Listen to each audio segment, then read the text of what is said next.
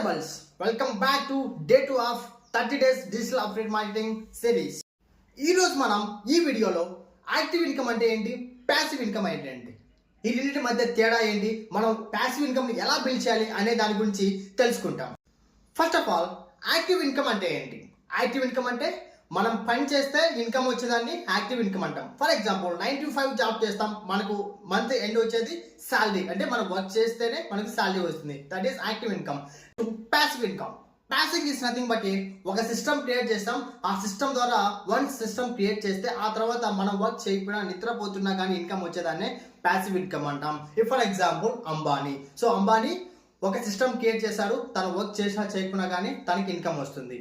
మన అందరికీ passive income అంటే తెలుసు, యాక్టివ్ ఇన్కమ్ అంటే ఏంటో తెలుసు. బట్ ప్యాసివ్ ఇన్కమ్ లేకి యాక్టివ్ ఇన్కమ్ నుంచి ప్యాసివ్ ఇన్కమ్ లేకి ఎలా వెళ్ళాలి అనేదే డౌట్ ఉంది.